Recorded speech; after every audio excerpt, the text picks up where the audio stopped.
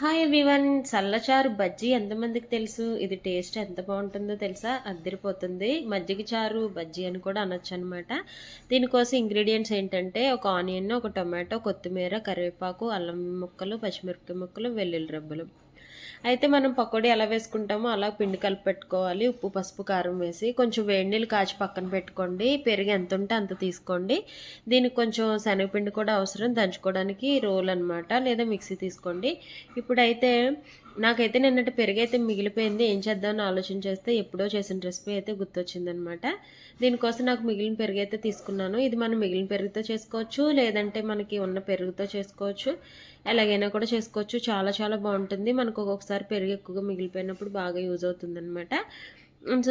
ఇందులోకి అయితే నేను 3 స్పూన్ల శనగపిండి అయితే వేసి కొంచెం పసుపు వేసి బాగా కలిపేసుకోవాలి. ఎక్కడ ఉండలు లేకుండా స్మూత్గా రావాలన్నమాట.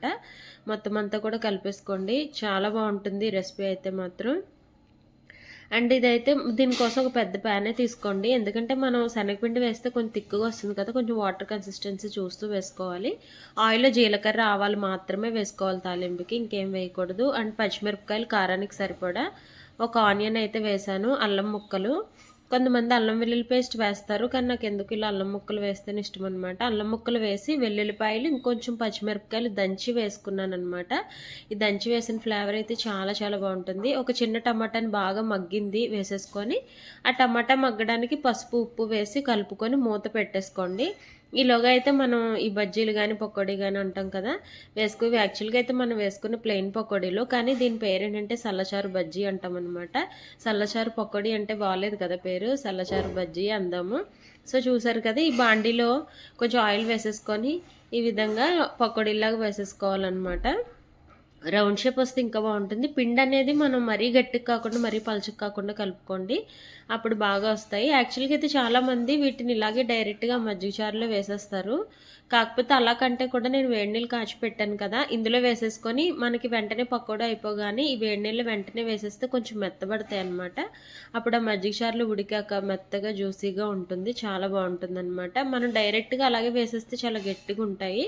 ఇంక మనం ఎంతసేపు ఉడకపెట్టినా ఉడకకూడదు అనమాట, చాలా టైం పట్టేస్తుంది. సో ఈ విధంగా కొంచెం, అందుకని మనం పకోడీ పిండి కలుపుకునేటప్పుడు కొంచెం ఉప్పు ఎక్కువ వేసుకోండి. వాటర్లో వేస్తే కొంచెం చప్పగా అవుతాయి కాబట్టి.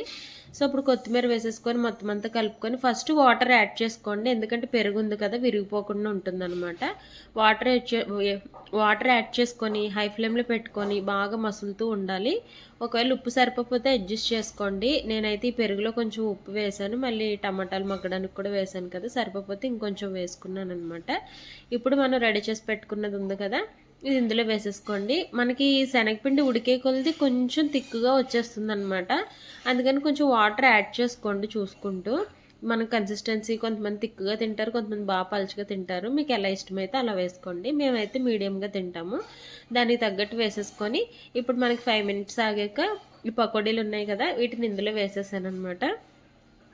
ఇంత చూసారు కదా, ఈ తిక్కులో ఉంటే బాగుంటుంది, ఎందుకంటే ఇంకొంచెం సేపు ఉంటే మనం తినేటప్పటికి కొంచెం చిక్కబడిపోతుంది అనమాట. టేస్ట్ అయితే అద్దరిపోతుంది. ఇంకొక ముద్ద అయితే ఎక్కువగానే తినేస్తారు. మనకి కూరగాయలు లేనప్పుడు కూడా భలే యూజ్ అవుతుంది అనమాట. మజ్జిగ చారు హెల్త్కి కూడా చాలా మంచిదండి. కాకపోతే ఇందులో మనం అదనంగా శనగపిండి యాడ్ చేయడం వల్ల ఇంకొంచెం టేస్ట్ అనేది ఉంటుంది. సూపర్గా ఉంటుంది, థిక్నెస్ ఉంటుంది, కలర్ఫుల్గా ఉంటుంది. అండ్ ఇందులో పకోడీ కూడా చాలా జ్యూసీగా ఉంటాయి. దీన్ని మీరేమంటారో కామెంట్ చేయండి. కొంతమంది దీన్ని సల్లచారు బజ్జీ అంటారు, కొంతమంది మజ్జిగ చారు బజ్జీ అంటారు. ఈ రెసిపీ ఎంతమందికి తెలుసో కూడా కామెంట్ చేసేయండి.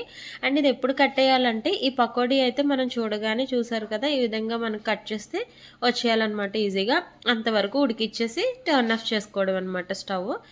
ఇంతేనండి. ఈ రెసిపీ నచ్చితే మాత్రం తప్పకుండా లైక్ చేయండి. అండ్ మీకు నచ్చితే మాత్రం, ఈ కొత్తగా ఎవరైనా చూస్తే మాత్రం వాళ్ళు తప్పకుండా సబ్స్క్రైబ్ చేయండి. ఒకసారి ప్లేలిస్ట్ చెక్ చేసి మీకు నచ్చితే ఏదో ఒక వీడియో ఉంటుంది కదా, లైక్